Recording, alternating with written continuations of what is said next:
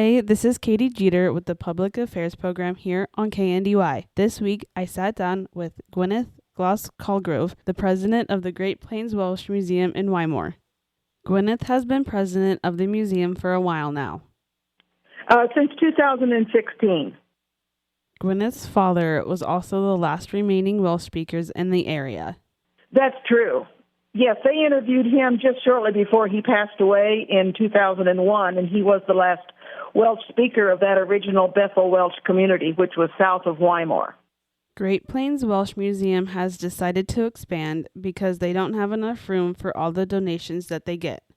Yes, the reason for that, we hosted the National North American Festival of Wales last year, and because we had such notoriety and we were able to bring down 3 and 4 busloads of people from across the United States, Canada, and Wales, they've determined that we do not have enough room for all of the donations that people are giving us, and many of them are one-of-a-kind artifacts.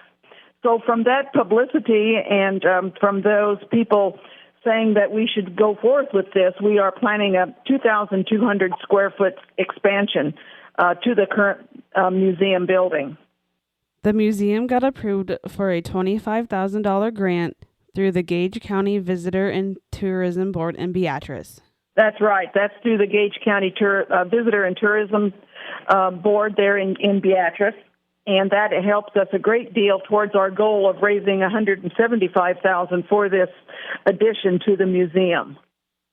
They are seeking to raise $175,000, and if you would like to donate, you can mail a check to the museum or contact Gwenith through her email.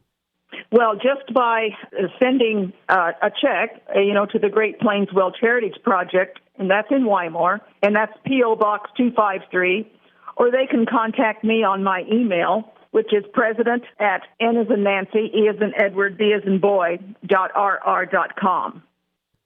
They don't really have a deadline to raise the funds, but would like to start the process of the expansion next fall. Not exactly. We would like to have this done by next fall. That all goes according, of course, by our finances and raising the required amount. We have gotten a bid, of course, and we've done the completion of a survey, and also the preliminary plans have all been approved. So now the final step, of course, is raising the needed funds. You can find many different things in the museum, like heirlooms that people probably didn't have anyone to pass them down to. Many of the items are artifacts from people's from their heirlooms that maybe they have no one to pass on to. One example is we do have a map of Wales from the 1600s, which is one of a kind. It's very valuable. Another one is a replica of the dollhouse that was built for the Princes Elizabeth and Margaret. This was built back in the 1930s or 40s, which was a dollhouse that was in the back of the Windsor Castle. And this is an exact replica. A lady from Wales, her father passed away from the lung disease during World War I, and she wanted this to go to a museum because it is one of a kind, and it was the last gift that was presented to her before her father passed.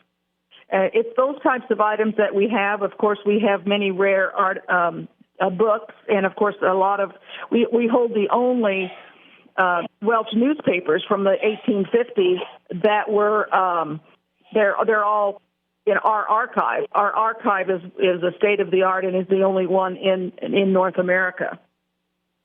I want to thank Gwenith for being my guest on this weekend's Public Affairs. If you would like to listen again, you can always go to kndyradio.com.